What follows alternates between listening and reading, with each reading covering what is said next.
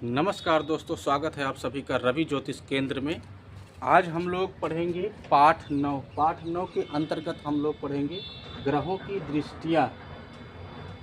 तो पहले से ही मैंने लिख दिया है, ठीक है। ये 9 ग्रह हैं और इन ग्रहों की ये दृष्टियाँ हैं। जानेंगे कि किस ग्रह की कितनी दृष्टि होती है, ठीक है। दृष्टि का मतलब एक स्थान पर बैठकर ग्रह देखते हैं, जैसे हम लोग देखते हैं वैसे ग्रह भी देखते हैं, ठीक है।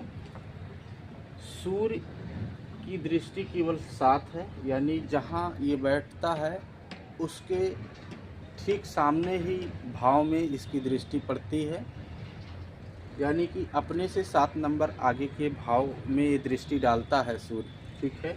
जैसे मान लीजिए कि सूर्य यहाँ पे विराजमान है, तो इसके 7 नंबर आगे 7वां भाव ये है, तो सामने ही दृष्टि डालता है। सभी ग्रह के सामने 7वां भाव ही पड़ता है, तो ये सूर्य यहाँ पे दृष्टि डालेगा।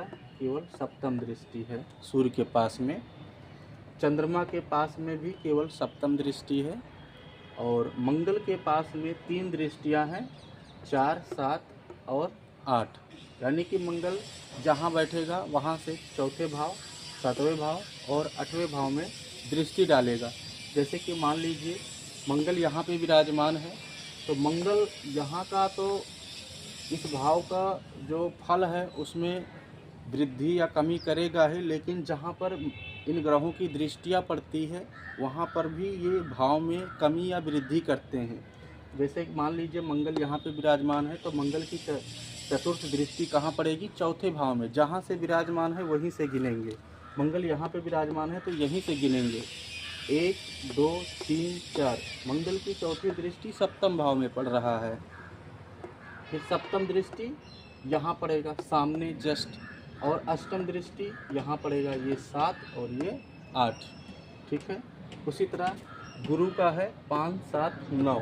गुरु जहाँ भी विराजमान होगा वहाँ से लेकर के और 5वें भाव, 7वें भाव और 9वें भाव में दृष्टि डालेंगे, यानी उस भाव को प्रभावित करेंगे, ठीक है। जहाँ भी ग्रहों की दृष्टियाँ पड़ेगी वहाँ उस भाव को प्रभावित करेंगे, ठीक है। उसके आगे है बुध। बुध का केवल एक ही दृष्टि है, सप्तम दृष्टि। शुक्र का भी केवल एक ही दृष्टि है, सप्तम दृष्टि। और शनि का 3 दृष्टि है, 3, 7, 10। शनि जहाँ बैठेगा वहाँ से 3 दृष्टि, यानी 3 भाव को देखेगा, तीसरे भाव और सप्तम भाव और 10वां भाव। मान लीजिए शनि यहाँ पे विराजमान है, तो शनि की तीसरी दृष्टि अष्टम भाव में पड़ेगा, 1, 2, 3। सप्तम दृष्टि 12th हाउस में यानी 12वें घर में पड़ेगा। और फिर 10वीं दृष्टि ये हो गया 7, 8, 9, 10। 10वीं दृष्टि शनि का यहाँ पड़ेगा, ठीक है, यानी कि तीसरे भाव में।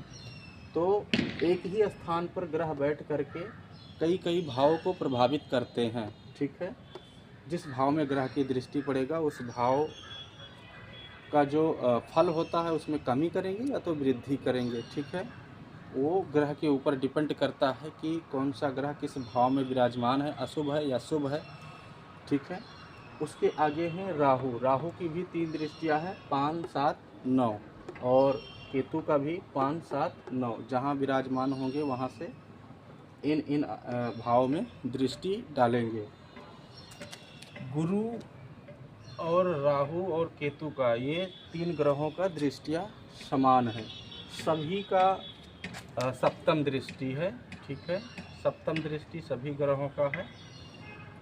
कुछ ग्रहों की दृष्टियाँ अधिक है, जैसे कि मंगल का ये, और गुरु का, शनि और राहु और केतु, इन ग्रहों की दृष्टियाँ अधिक है, ठीक है।